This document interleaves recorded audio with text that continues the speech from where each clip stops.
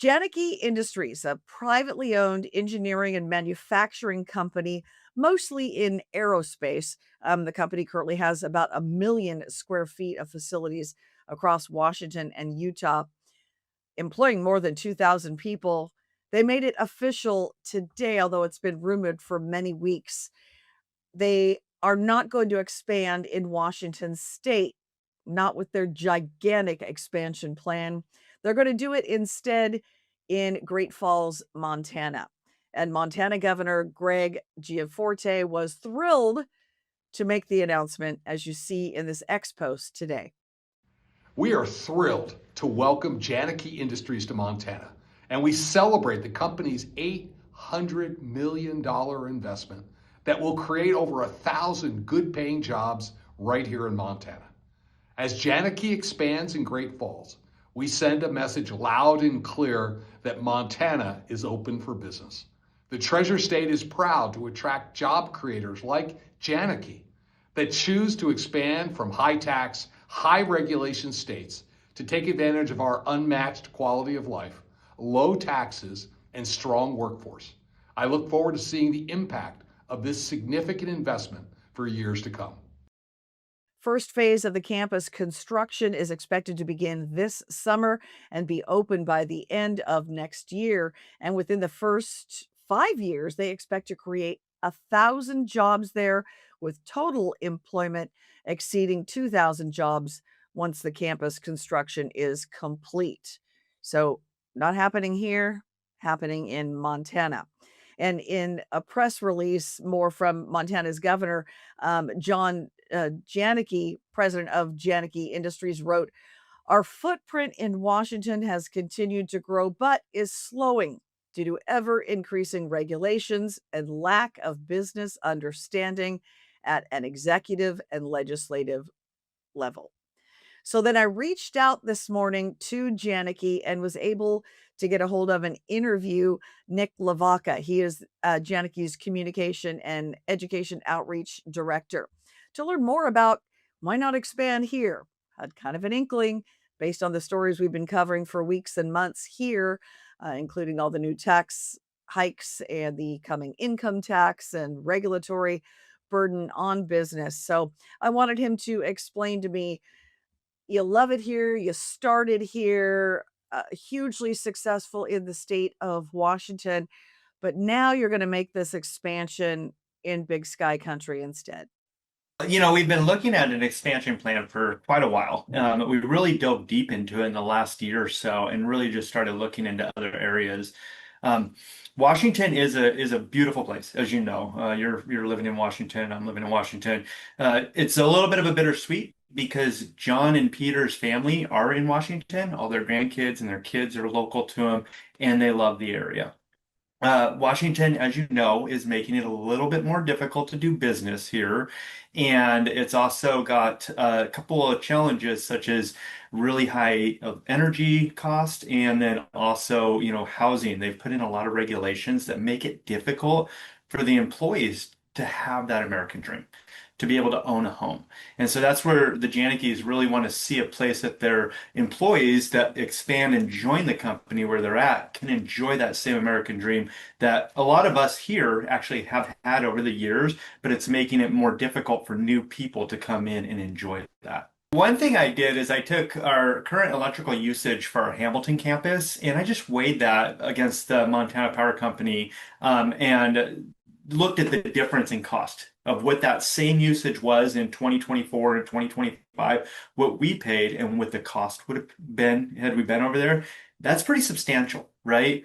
So definitely that's one area of much lower cost. Well, that creates capital. That capital can therefore go back into the company and it allows us to grow farther. So Janicki Industries today, just the latest to announce plans not to move out. They're not cutting any jobs here, but their gigantic expansion plans are going to happen to Montana's benefit, not here in Washington. And all those empty office buildings in downtown Seattle, dragging down property values.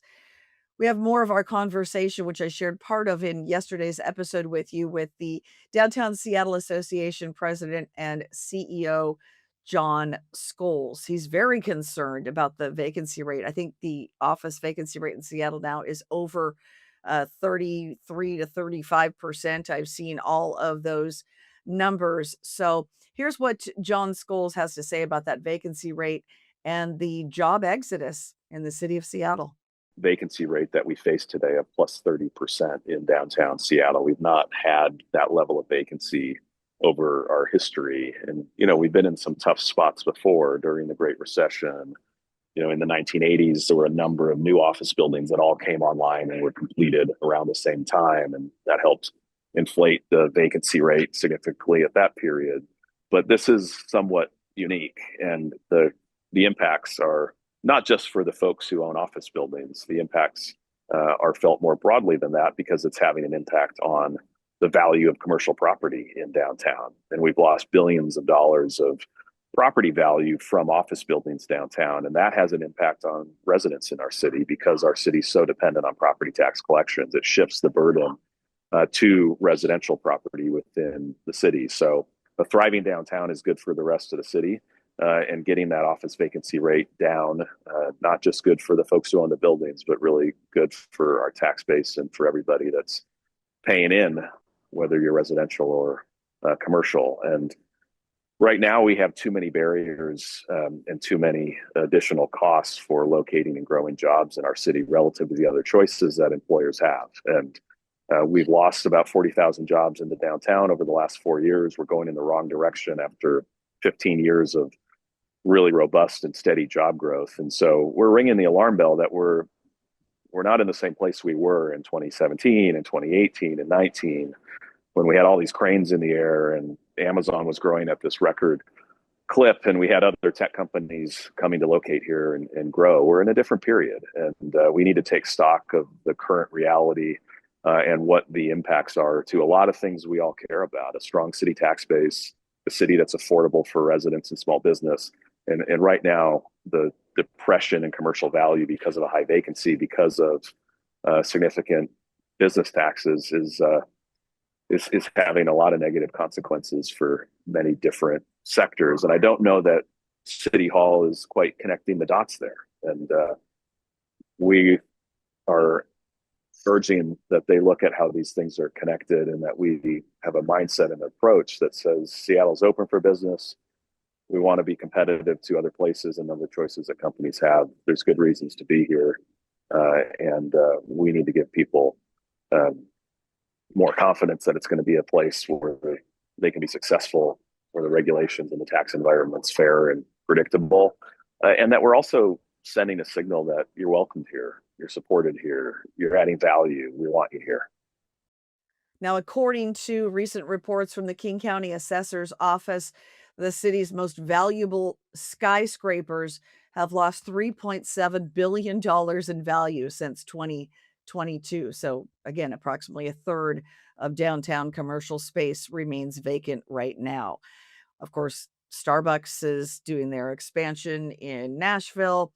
Oracle has been moving out of Washington State. Nike, North Face, Vans, Lululemon, Saks, Abercrombie and Fitch. That's just to name a few of the businesses either relocating out of the state completely or making expansion plans outside of the state of Washington. So King County is losing residents and in turn losing billions in income. That according to newly analyzed IRS migration data as reported by the Puget Sound Business Journal.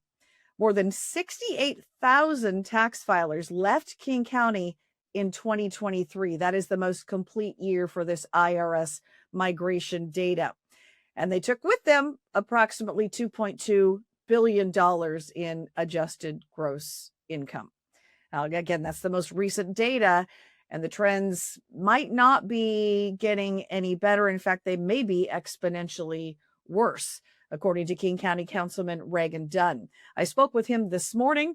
He thinks the most recent trends are only going to get worse.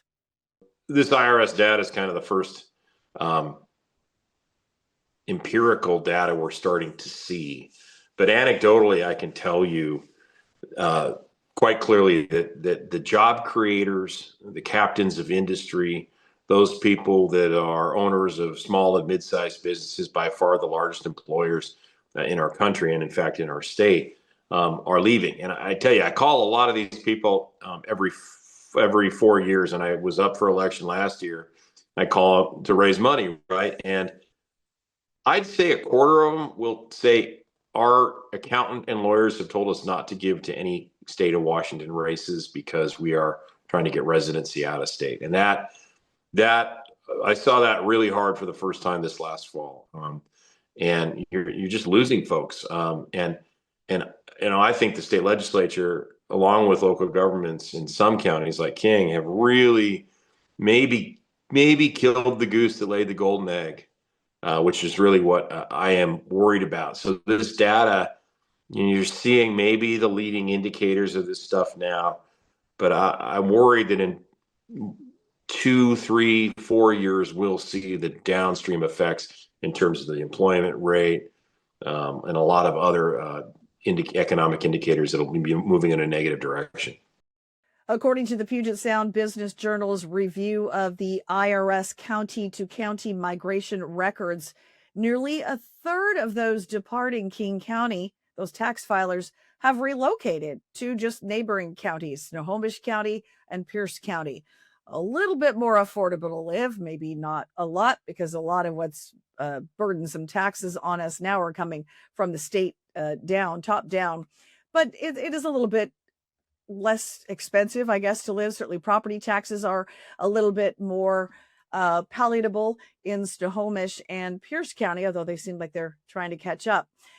We're trading higher income earners, though, in King County, those moving out, for those who don't make as much money. So although you see some pushback from folks citing population trends, when overall King County hasn't lost that many people, it is the wealthy people, the job creators, the high income earners that are moving out of the county to protect their wealth, to protect their investments, and lower income earners that are migrating into King County.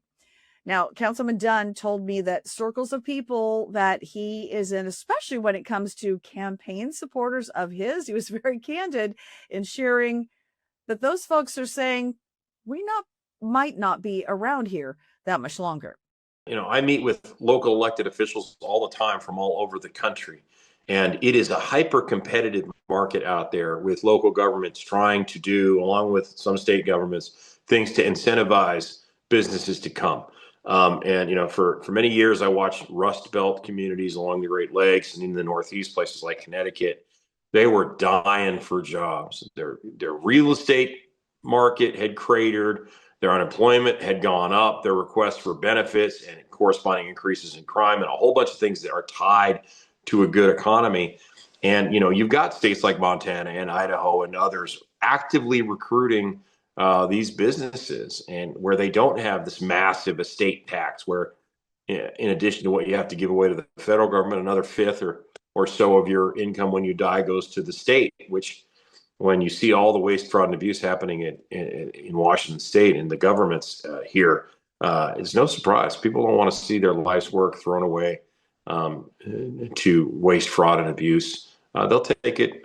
They have the resources to move to Boise or, Kalispell or wherever, and they're over there in states that appreciate it.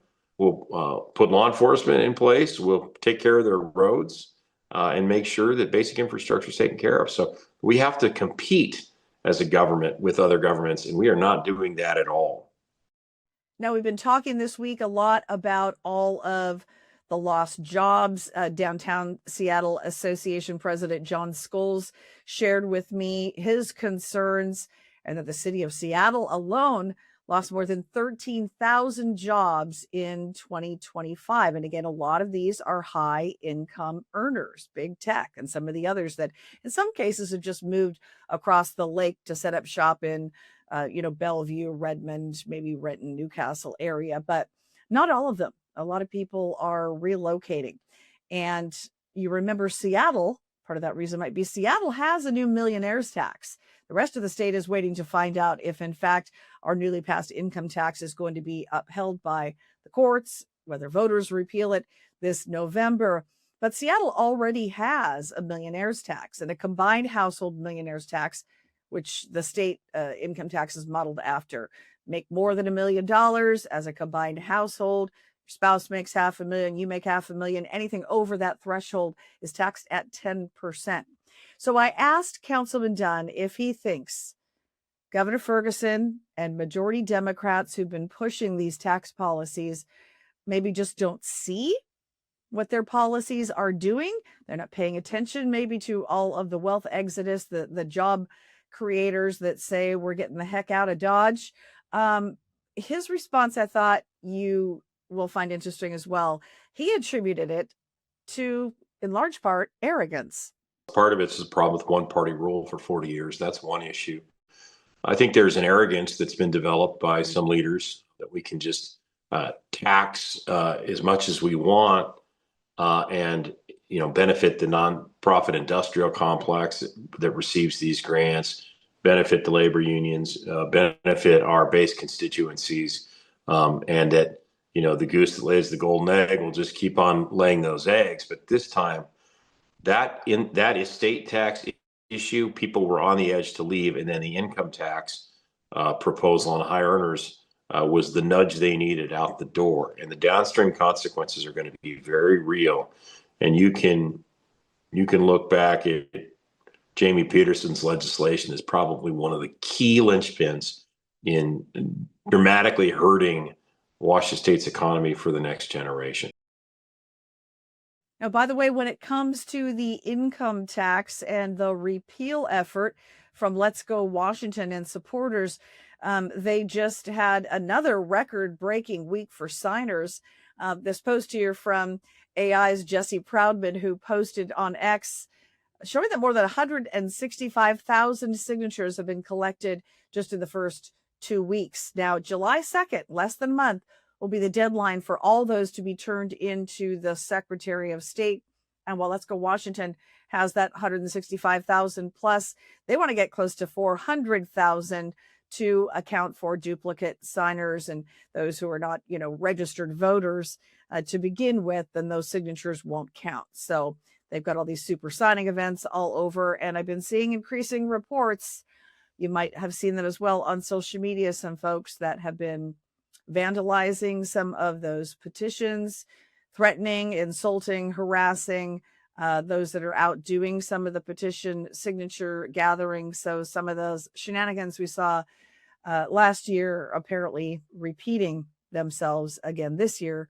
Police have responded on some of those occasions.